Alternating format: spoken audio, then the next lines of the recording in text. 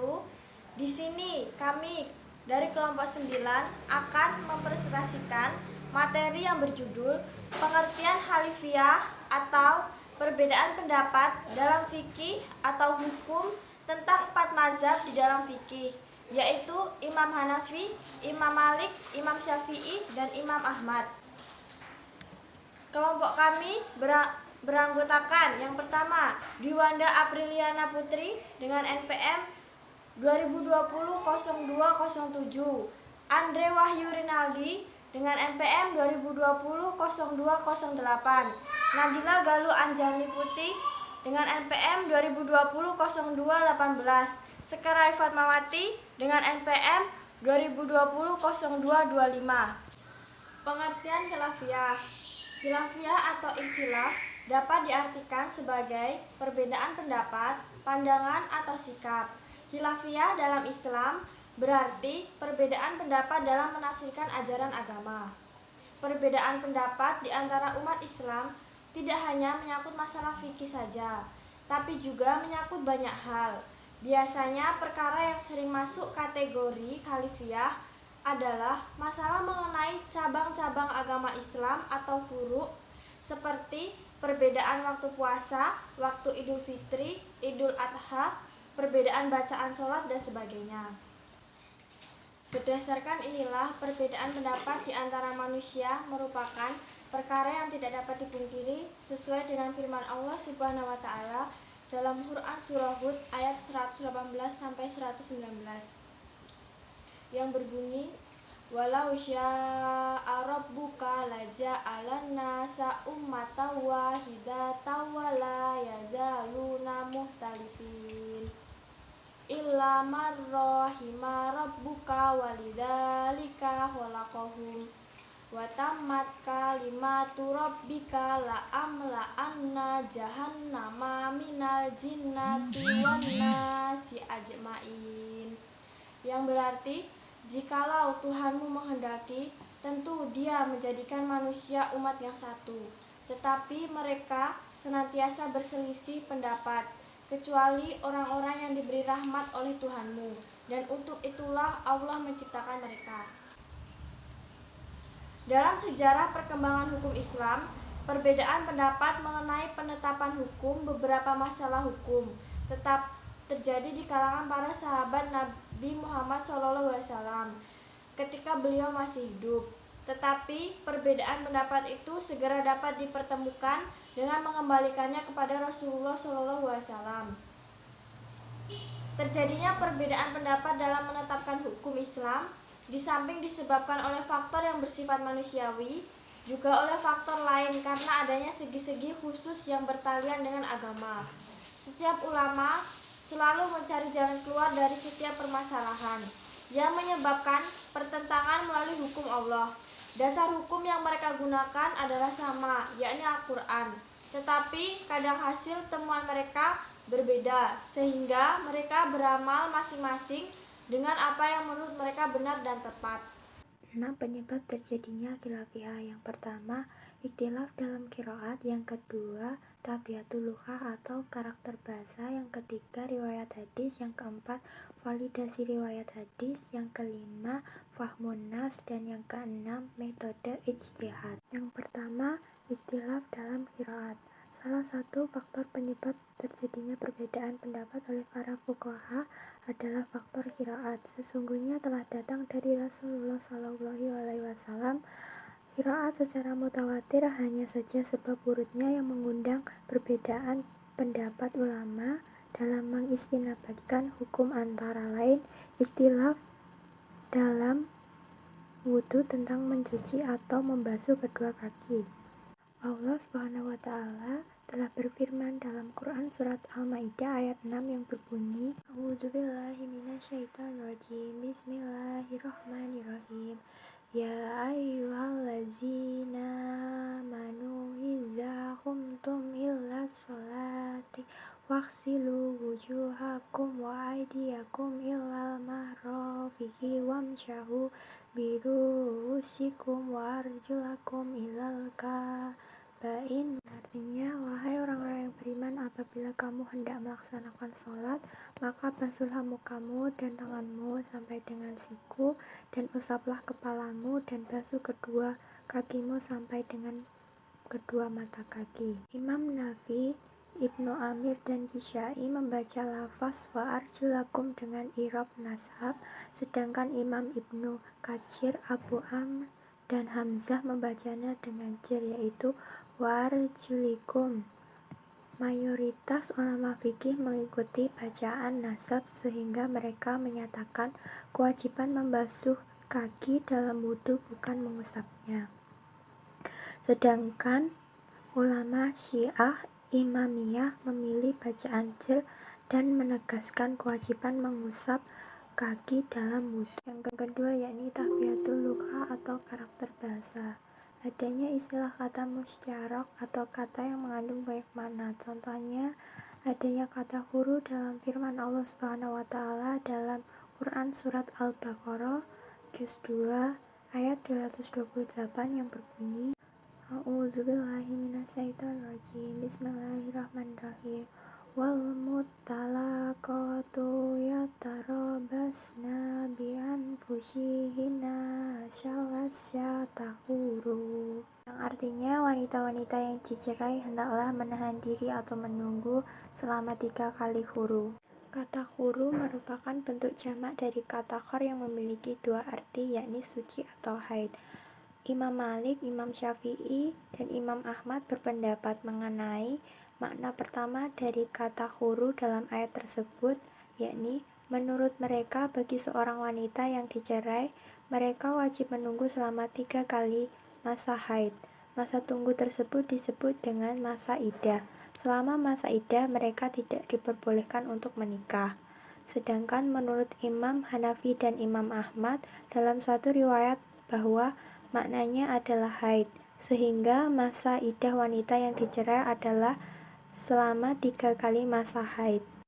Yang ketiga, riwayat hadis. Perbedaan dalam riwayat hadis ini bisa terjadi ketika ada ulama yang telah menerima hadis tersebut terlebih dahulu dibandingkan ulama lainnya, sehingga ia menetapkan hukum sesuai dengan hadis yang telah diterimanya. Berbeda dengan ulama-ulama lain yang belum menerima hadis tersebut, mereka menyimpulkan hukum sesuai dalil-dalil umum. Oleh karena itu, terjadilah perbedaan kesimpulan.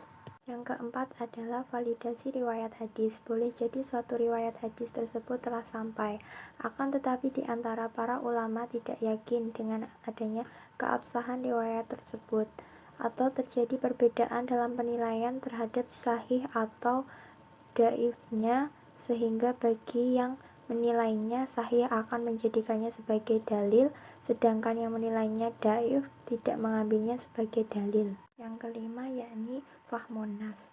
Fahmun nas adalah cara memahami nas atau suatu teks baik dari Quran maupun hadis. Yang keenam adalah metode ijtihad. Metode ijtihad telah dibukukan dalam disiplin ilmu yang disebut ushulul fiqih. Ada beberapa pendapat metode ijtihad, yakni yang pertama, Imam Malik. Imam Malik mengambil amalan penduduk Madinah hingga beliau sebagai dalil. Apabila tidak dijumpai dalil-dalil Quran dan Sunnah, sedangkan ulama lainnya tidak. Yang kedua adalah Imam Abu Hanafiyah dan kalangan Zariyah. Tidak mengambil kesimpulan hukum berdasarkan mafhum mukhalafah, sementara jumhur atau mayoritas ulama mengambilnya dengan persyaratan yang ketat, antara lain tidak bertentangan dengan apa yang jelas-jelas ditunjukkan oleh nas.